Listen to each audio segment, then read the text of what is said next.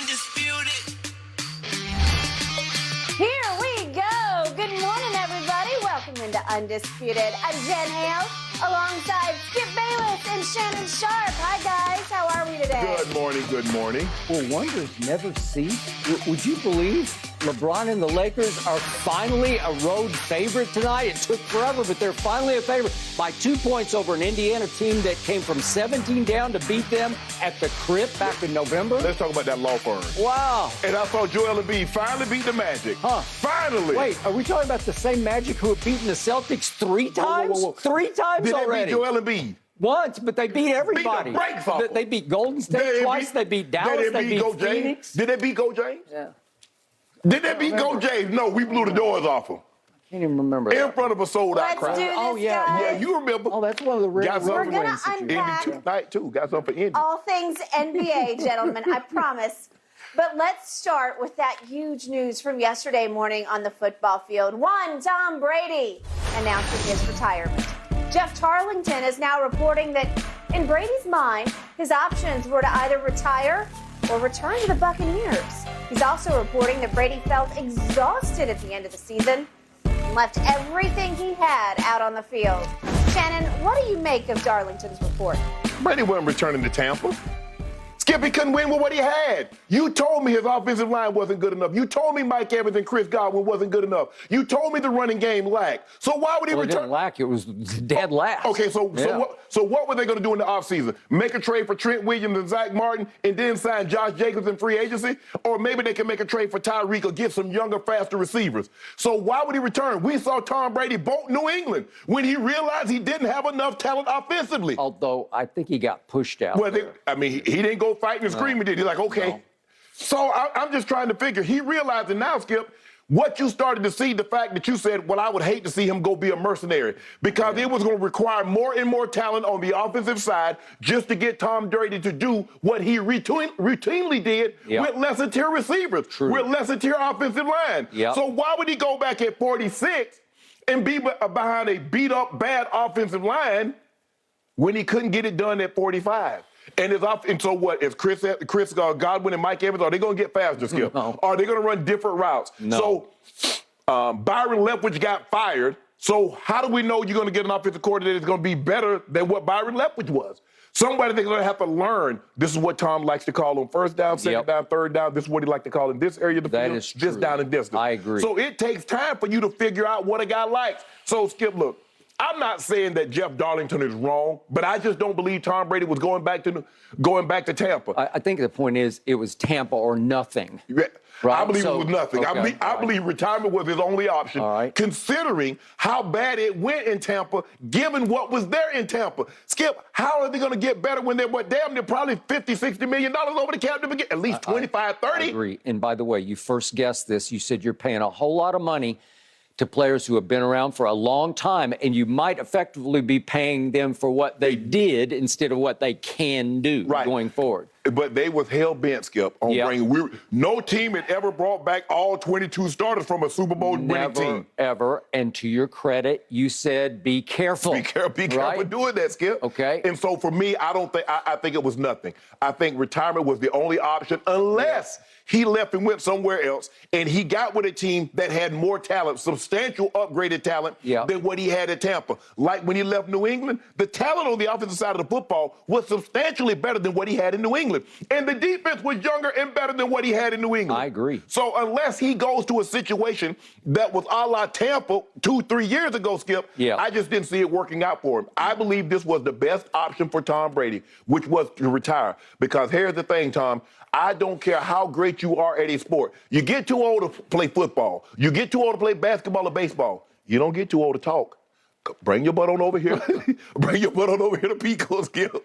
You won't necessarily be in this building, but you'll be up under the Fox umbrella. You will. And you can talk. As long as you play football, you can have at least that length of career talking in that booth. He will be welcome whenever he's ready. Yes. Okay, back to the report. I do believe that Brady has high loyalty in him. He believes in loyalty. He was loyal to a cause in New England that finally wasn't loyal to him. Correct. And I think it ripped his competitive soul out. Oh, I'm not sure he's ever going to get over that one. No, you won't. Because it did not end the way it was supposed to end. Right. He should have ended there. Right. Somehow, some way, I don't know. But it was meant for him to end there. And you know how that felt. You know what happened to you in Denver. It was, you were going to be in the Hall of Fame, so it was going to fit for you just to end it once and for all in Denver, right? Yes.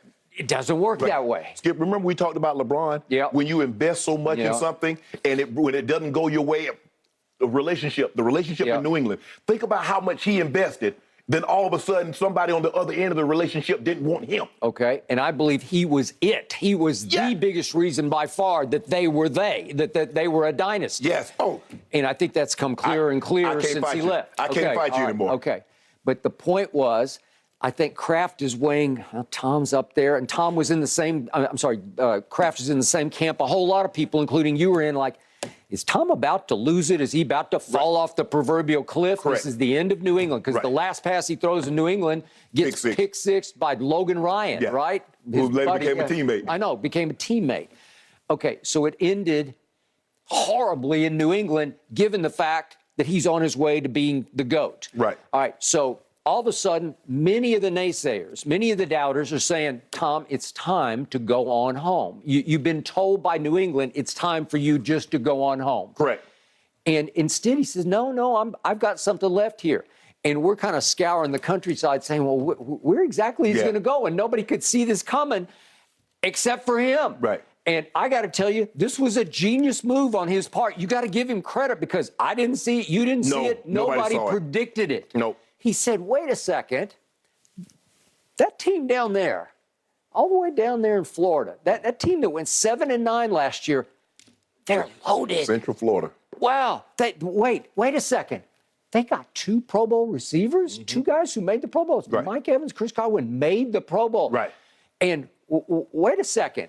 That defense coached by Todd Bowles, it was coming alive. I told you down the stretch of the season before he got there, the last 6 or 7 games, they started to look like a top 5 defense. Well, they were a playoff team if Jameis turned the ball over 35 times. He turned it over 35 times, and it tears up everything that you're trying to accomplish. It undercuts everything. As you know, turnover, it's the whole story. And he says, well, I think I got a shot there. And Tampa said, we welcome you with open arms. What can we do for you? Well, you could get me Antonio Brown if you could. Right. And this guy Gronk that I know, he's my best buddy. You know, could we figure out a way to get him in here? Sure, we can do that. Exactly. What else do you need? Well, let's do this, just this. I can't remember, was Lenny Fournette there yet? No, they signed Leonard Fournette in free agency. All right, we need him. They drafted Tristan Wirth. They did. They traded up to get him. Okay. They did everything Tom needed. They turned it over to him and said, you do this. And he did it. Right. And they're in a pandemic year, and he turns it around, turns it up on its head. Talking about standing on your head. They flipped the script completely and go from 7-9 to winning the Super Bowl. It's unheard of. Yeah. It was I believe, his greatest achievement for a whole season. And I believe that he developed a lot of loyalty, a feeling of deep loyalty for them. Yeah. And I know for a fact, from a very high-placed source in that front office, that they badly wanted him to come back, and they were doing everything in their power to say, let's try it again. But to your point, Tom's looking at like, I don't see a way out of this one. How can we be a little bit better than last year? Well, they were 8-10. Right. Well, can you be a lot better? Can you turn it completely around? It sure doesn't look like it, because they're so strapped against the cap. But Skip, even if they're a little better, are they close to the Eagles?